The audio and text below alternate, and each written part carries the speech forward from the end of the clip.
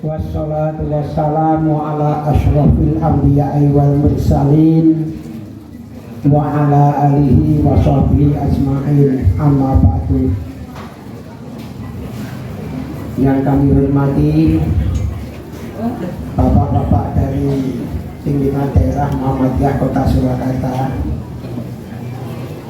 yang kami hormati Bapak Profesor Dr. Zainal Arifin Adnan,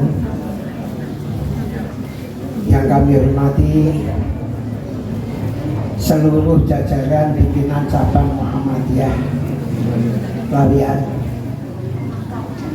yang kami hormati seluruh jajaran pimpinan cabang Aisyah Lawian, dan juga yang kami hormati seluruh pimpinan ranting dan pimpinan ranting Muhammadiyah dan pimpinan ranting Aisyah Lawian, dan juga yang kami muliakan hadirin wal hadirat semuanya. Alhamdulillah, kita bersyukur kepada Allah, pagi hari ini kita dapat melaksanakan niat kita, yaitu menyelenggarakan Hari Bermuhammadiyah dan Syiar Muhammadiyah.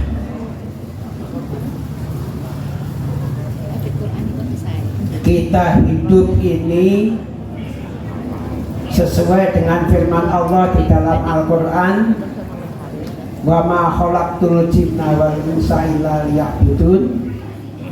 Tidaklah kami ciptakan jin dan manusia kecuali hanya untuk beribadah kepada Allah. Maka yang paling penting adalah bagaimana hidup kita itu di setiap hari, setiap detik, setiap waktu untuk ibadah kepada Allah. Dan itu insya Allah bisa kalau kita lakukan dengan sungguh-sungguh.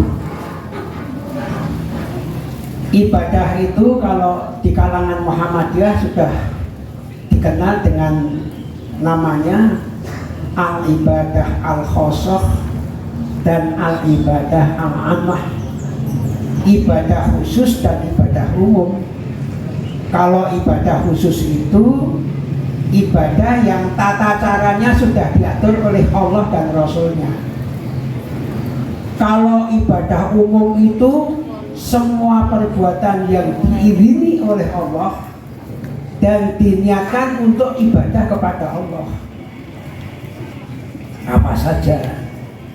Tapi kalau di kitab-kitab fikih kayak di kitab Al-Asbah wan Nadhair itu, di sana istilahnya bukan al-ibadah al-ammah dan al-ibadah al-khosoh, tapi di sana istilahnya adalah al-ibadah al-mahdhoh dan ibadah ghairu mahdhoh.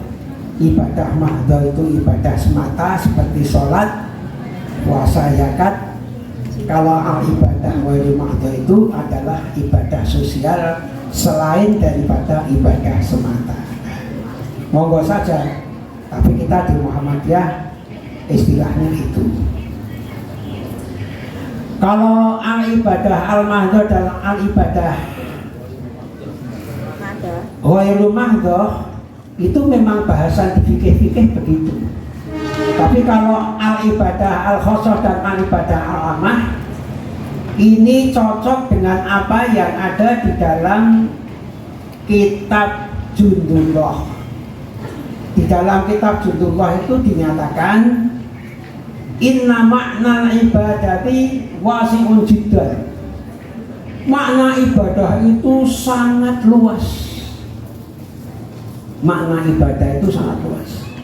Fassolatu ibadah, sholat itu ibadah, wis ngerti. Wa zakatu ibadah, zakat itu ibadah. Wa shaumu ibadah, puasa itu ibadah. Wal hajju ibadah, dan haji itu adalah ibadah. Nah ini ibadah mahdhoh, ibadah khusus.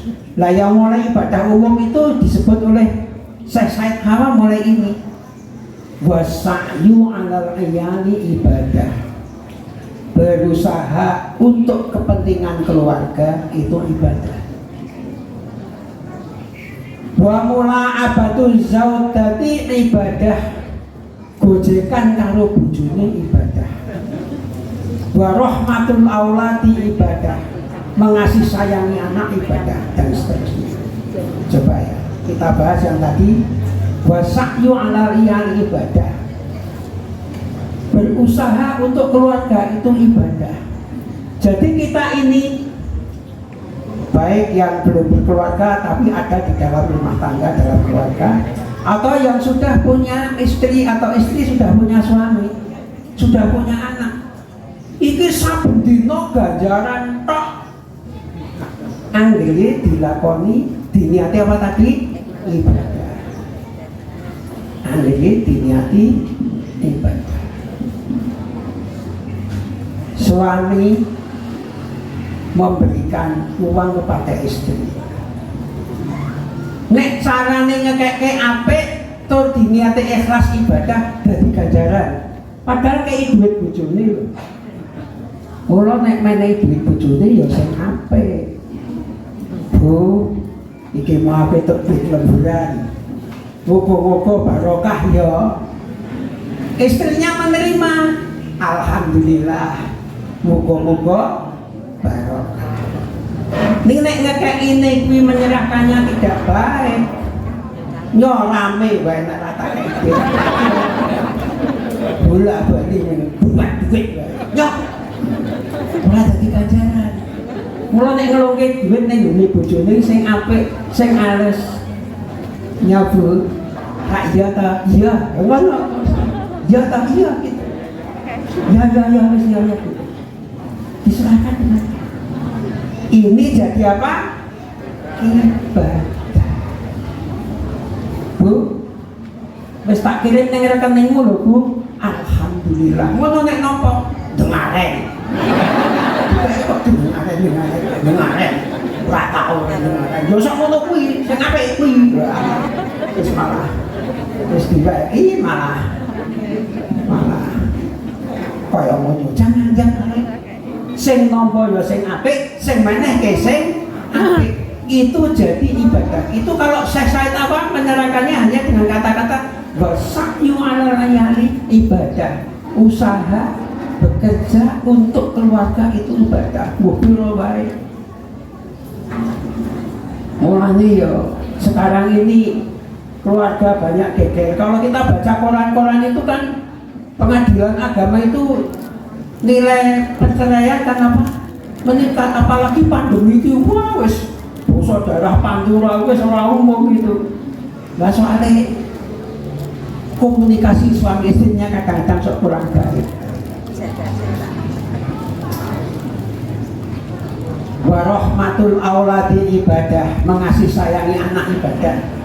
Ibu-ibu, bapak-bapak yang sok nganter anaknya ke sekolah itu loh. Kuwi nek ngeterke putrane iki diniati ibadah sing ikhlas, atine sing penak. Ora kok malah bocah iki disengeni wae. Kowe iki coba ora tak terke ora tau iso sekolah. Bocah jan anu tenan wae. Gemprempeng wae. Ngeterke sekolah ning gemprempeng wae. Bapake ngremengi ibuke, ibuke ngremengi bapake. Ora dadi ganjaran. Ora dadi apa? Ganjaran. Tapi kalau ikhlas ngantar anaknya ke sekolah, insya Allah jadi ibadah. Ya. Sama-sama bicara dengan anak juga bicara dengan cara yang baik, jadi ibadah. Wa mula'abatul zaujati ibadah. Gojekan karo bojone kuwi mau ibadah. Ndekne kok senenge gojekan karo bojone tanggane. Nek gojekan karo bojone tanggane betahe ra gampang. Bareng karo bojone sebel terus. Kowe iki kok nyebeli tenan. Kowe iki kok ya ambu mujur ngopet wae. Murninya angin kapak wae. Mbok kaya tanggoku lho, wangi. Malah wis mambu tanggane bareng. Ya. Ini pokoknya nek karo bojone itu insya Allah kalau betul-betul dijaga yang baik itu jadi ibadah. Ini ada hadis loh. Ini hadis ini bosoknya apa orang ini pokoknya hadis. Tapi hadis ini kok apik gitu. Begini ibu-ibu, bapak-bapak, hadisnya ini hadisnya gini.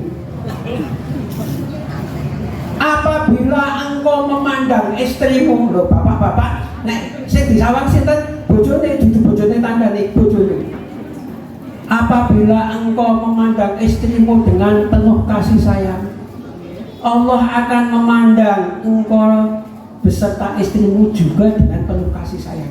Jadi Allah itu senang loh nek bojone iki sawang-sawangan inget-ingetan. Kalau dibatin, wah bojoku kok ya tiba ya. Ya, benar. Dibatin ngono aja dibatin, wala bu wis biyen kok ya dadak itu kowe barang. Ngono ya ora cocok. Itu. Nah, apabila suami dan istri itu saling pandang memandang, Allah akan memandang dengan penuh kasih sayang. Apabila dari pandang memandang itu kemudian diteruskan dengan saling berpegangan, maaf ini hadisnya yang ngono katakan tak kebiri, saling berpegangan tangan, Allah akan menjatuhkan dosa-dosa dari suami istri itu dari lubang jari jemarinya, telepok, gocekan bojone. Goceki sapa? Kalau nek karo bojone untuk piye mulai ayo goceki bojone. Apa to Pak? Dengaran nyekel-nyekel tangan kok apa to? Wis to tenang. Telepok. Tapi itu mesti harus disertai dengan ketulusan hati yang luar biasa. Kalau tidak disertai ketulusan nggak bisa itu. Dan seterusnya. Nah, ini ibadah umum.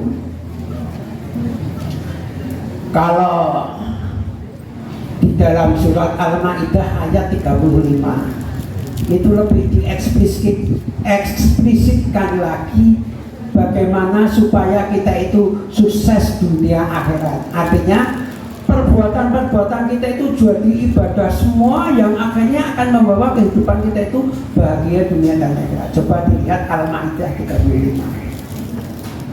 A'udzubillahi minasyaitonirrajim. Ya ayyuhalladzina amanu taqullah. Hai orang-orang yang beriman, ittaqullah, takwalah kepada Allah. Jadi pertama untuk menuju sukses dunia akhirat itu di Al-Maidah 35 dikatakan ittaqullah, takwalah kepada Allah. Takwa wis ngerti kabeh. Yang kedua apa? Wabtahu ilaihil wasilah, dan carilah segala cara untuk dapat mendekatkan diri kepada Allah. Golek cara-cara sing piye supaya iso dedepe dekat dengan Allah. Maaf, termasuk menghadiri pengajian begini ini termasuk yang wabtahu ilaihil wasilah, mencari cara mendekatkan diri kepada Allah. Kenapa?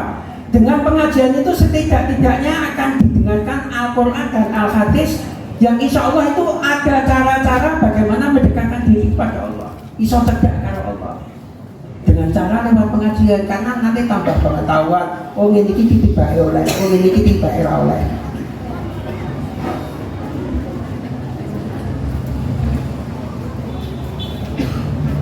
Dan cara mendekatkan diri pada Allah adalah yang dituntutkan oleh Allah dan Rasulnya. Ojo nanti mendekatkan diri pada Allah ning carane orang dituntut ke Allah dan Rasulnya, nanti itu dari ini itu bisa malah jadi salah. Yang ketiga apa? Wajahidu fi sabilih, jihadlah, berjuanglah di jalan Allah. Lah ini jihad. Kita ini sudah mengikrarkan diri kita ini untuk berjuang di jalan Allah lewat persyarikatan Muhammadiyah. Nggih Pak Ibu nggih. Bapak-bapak nggih. Alhamdulillah. Kita mengikhlaskan diri berjuang di jalan Allah lewat persyarikatan Muhammadiyah. Itulah maka sebabnya di Muhammadiyah itu ada gerakan-gerakan, ada kegiatan-kegiatan ini dalam rangka itu. Muhammadiyah bagaimana supaya ibadahnya benar, ada namanya HPT, himpunan putusan Aceh, dan insya Allah di PCM Lawian ini sudah dikaji itu HPT itu, insya Allah secara pelan-pelan dipelajari sehingga ibadah kita itu cocok kalau tuntunannya Allah dan Rasul. Kemudian juga diadakan sekolahan-sekolahan, ada rumah sakit, ada panti asuhan, ada gerakan-gerakan, ada syiar muktamar lainnya, syiar muktamar. Muktamar ini sebagai momentum bagaimana Muhammadiyah ini digerakkan sehingga nampak syiar muktamar ini, sehingga umat Muhammadiyah menjadi gumregah untuk berjuang. Gumregah untuk berjuang lewat apa saja. Tadi sudah disampaikan oleh Pak Haji Sukiti apa kegiatan yang ada di Syiar Muktamar, sudah disampaikan detailnya, sudah ada di proposal tadi. Ini dalam rangka wajah itu sabilillah.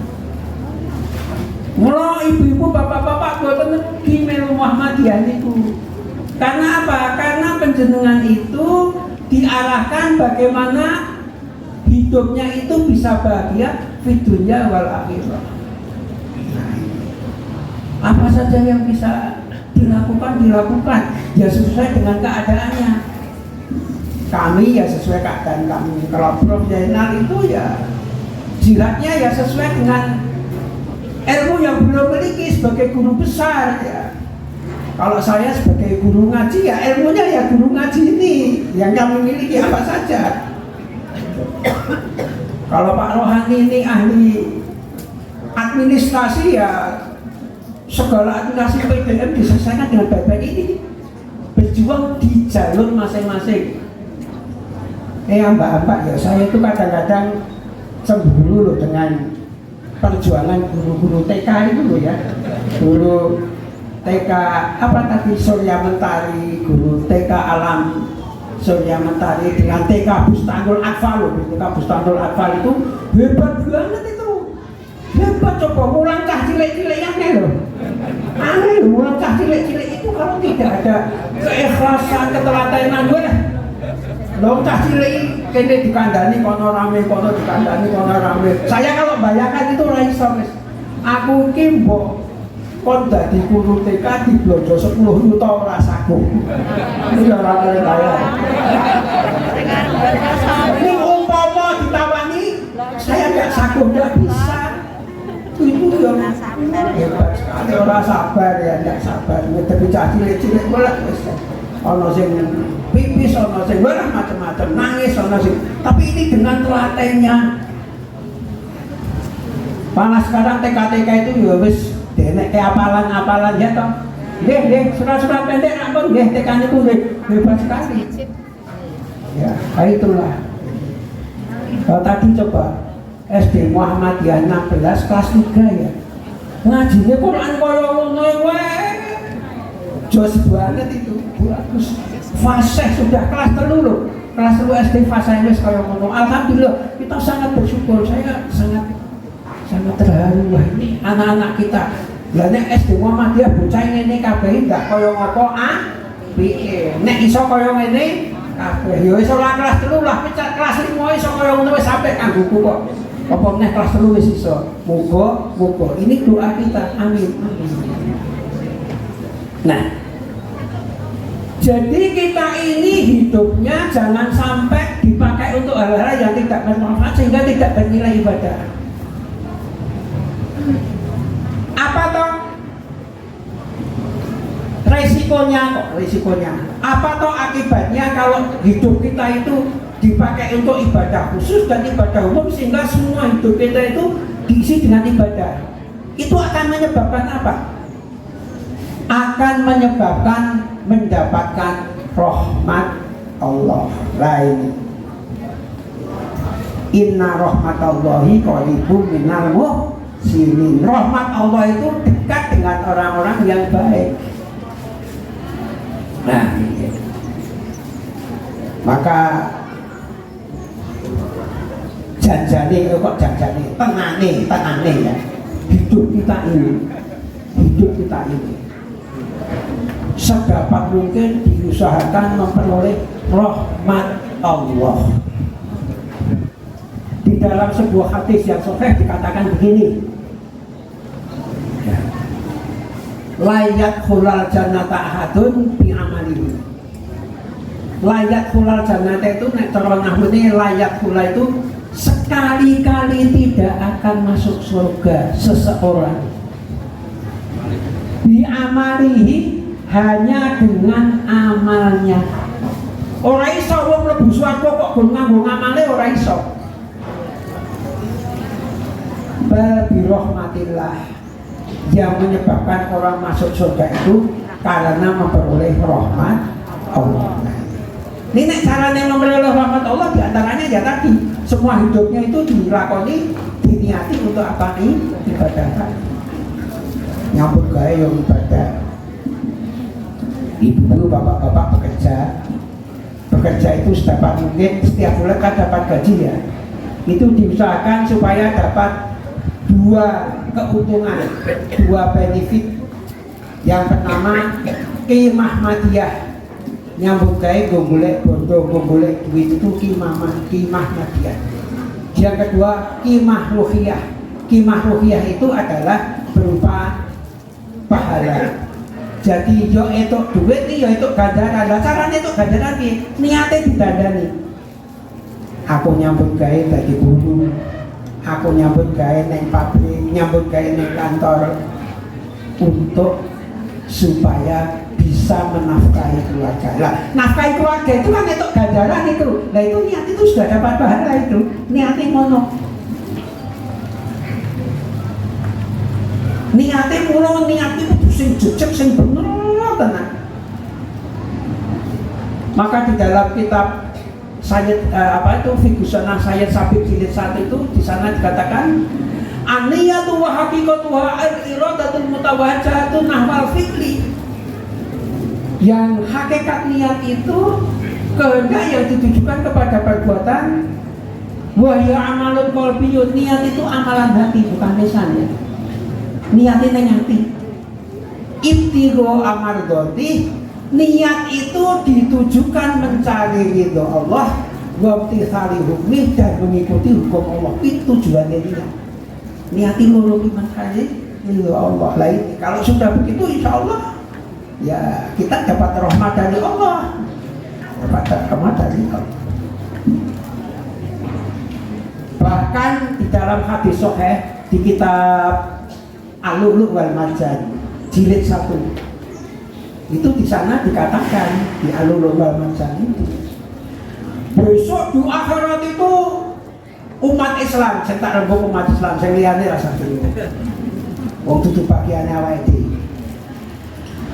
Umat Islam itu kan dikumpulkan yusarun nasa yaumul qiyamah, yusarun nasu yaumul qiyamah, dikumpulkan ning pada masa umat Islam itu. Baru dikumpulkan ada sebagian orang yang masuk surga tang bleng gitu. Jamaah pengajian cabang Labian bleng langsung surga. Insya Allah amin. Hitungannya ngono bisa langsung masuk surga tanpa hisab. Bisa masuk surga tanpa hisab. Tapi waminhu sebagian mereka itu mayu baku bi amalihi. Ada orang yang karena amalannya, karena dosanya terpaksa harus nyemplung neraka sik.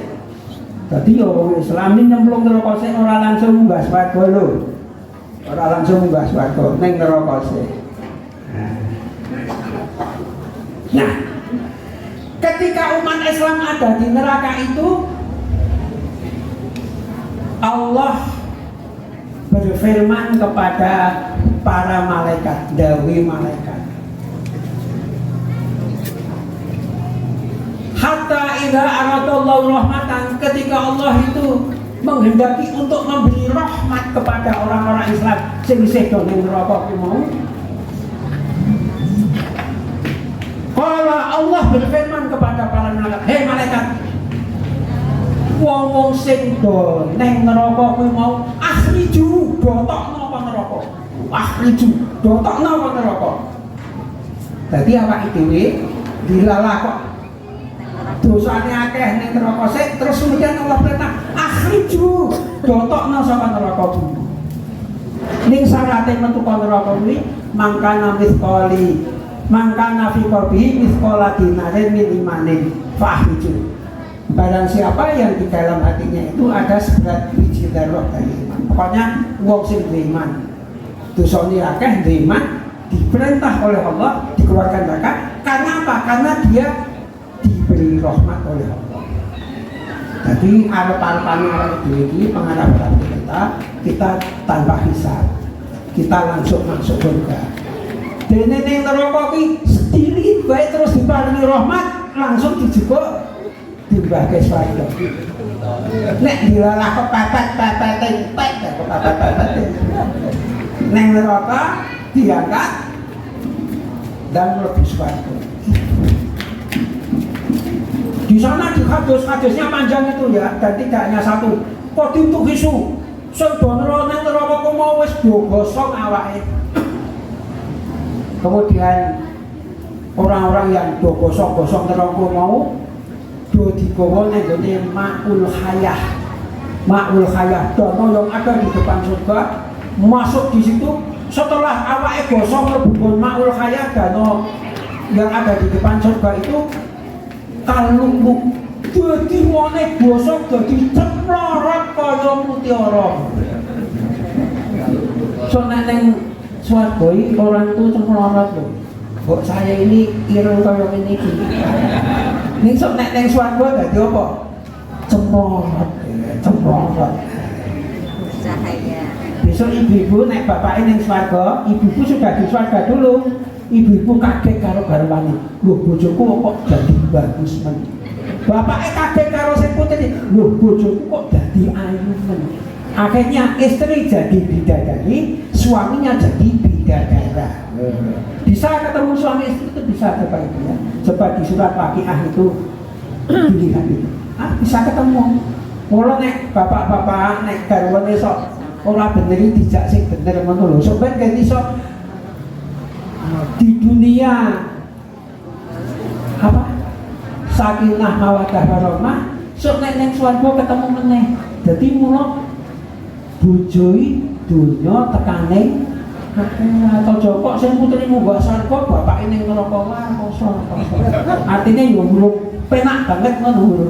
Sing penak ki bapake yo ning swarga, ibune yo ning swarga. Nah, kemudian begini.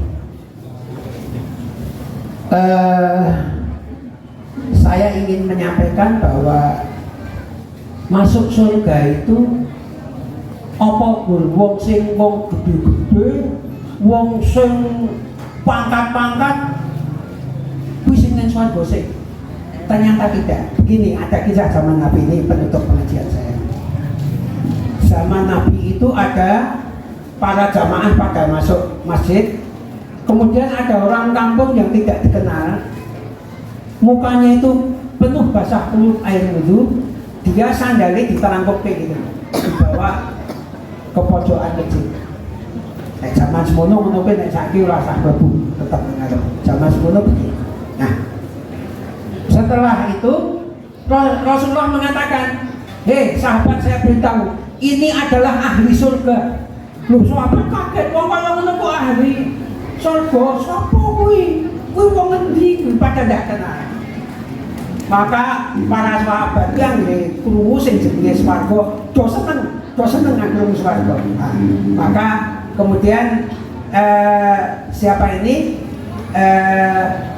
Orang ini diincar oleh sahabat. Orang itu rumahnya mana? Ada dua sahabat namanya Anas bin Malik dan Abdullah bin Amr, sangat ingin tahu apa yang dilakukan orang ini. Kemudian Abdullah bin Amr menemui orang ini, "Mas, Mbok kula tak nginep teng ngene jenengan 3 dinten mawon kenging napa mboten. Nah, waktu itu zaman itu orang-orang kan belum banyak curiga. Kalau sekarang nginep ya medeni nek saiki dulu enggak. Saya minta izin 3 hari saja nginap tempat. Oke, monggo silahkan dong. Orang itu sudah batin Abdullah bin Amr. Loh, tak tembungi tak inep 3 dina kok itu berarti wong apik. Betul. Lah Abdullah bin Amr menginap di situ. Abdullah bin Amr kepengen ngerti ahli swarga sing dilakoni apa to? Sing dilakoni ahli swarga kuwi mau. Maka setelah itu pada malam pertama Abdullah bin Amr tidak mau tidur. Nginjen orang itu ya dilakoni apa? Wong pertama kok nginjen karo sing apa? Karo sing diparani. Ora apa-apa. Maka setelah Abdullah Amr di situ malam hari dia tidur. Ternyata yang dikatakan ahli surga itu jam 3 bengi lagi tangi loh. Tak kira ahli surga ngaji terus maca Quran terus salat terus tiba-tiba tekan jam 3 bengi lagi tangi toh. Setelah bangun dia sholat malam. Setelah sholat malam dia iltija itu tidur miring menunggu subuh sambil militer. Setelah subuh dia ke masjid. Abdullah bin Amr menyimpulkan, oh dari ahli swarga kuwi nek sholat bengi cukup sedengan wae ora sah sepengi muput ning sing penting aja. Setelah pagi harinya orang itu ternyata sangat kasih sayang kepada anak istrinya. Oh ahli swarga kuwi sangat kasih sayang istrinya. Dan seterusnya sampai 3 hari. Nah, setelah 3 hari menginap, dia itu sampaikan kepada ahli rumah yang punya rumah, Mas, terus terang saya ini nginap 3 kali ingin melihat apa yang engkau lakukan selama 3 hari. Kok kata Nabi kamu itu dikatakan ahli surga? Jawaban orang ini apa? Mahwa ilama ra'aita, engkau tidak akan mendapatkan keistimewaan dari saya. Saya tidak punya keistimewaan apa-apa kalau bahasa kita. Gitu, mahwa ilama ra'aita. Saya tidak punya keistimewaan apa-apa. Waira'ani hanya saja ini hebat ini waira'ani hanya saja saya itu punya prinsip hidup. Prinsip hidup saya itu 2. 1, la ajidu fi nafsi li ahadin minal mu'minina ghisyan. Saya itu tidak pernah mau berbuat bohong, berbuat khianat, berbuat yang tidak benar kepada siapapun. Jadi dia itu orang yang jujur, sangat jujur. Angel apa betul itu? Jujur banget, angel, jujur angel. Tapi ini yang dilakukan orang ini. Yang kedua, wala asudu asadan ahadan aktahu yahu. Aku ini tidak pernah dengki dengan siapapun atas kenikmatan orang lain. Saya ikut gembira. Tetangganya beli televisi besar, alhamdulillah. Tetangganya beli mobil bagus, alhamdulillah. Tidak ada rasa iri hati. Artinya apa dari kisah ini? Orang tidak dikenal siapapun, uang sing ra terkenal, uang cilik, uang ora pangkat, asal dia betul-betul menjalankan agama Islam dengan sebaik-baiknya, insya Allah ahli surga. Orang yang tingkatannya besar juga insya Allah ahli surga. Nek Umar bin Khattab ahli surga, wes memang asal bin Alawat pasti masuk surga. Ali bin Abi Thalib rasa dikojak. Tapi ini orang yang tidak dikenal oleh jamaah, tapi nyatanya bisa ahli surga. Jadi kesimpulannya kita semua bisa menjadi ahli surga asal hidup kita yang benar dan baik. Demikian mudah-mudahan bermanfaat. Akhirul kalam. Assalamualaikum warahmatullahi wabarakatuh. Waalaikumsalam warahmatullahi wabarakatuh. Alhamdulillah.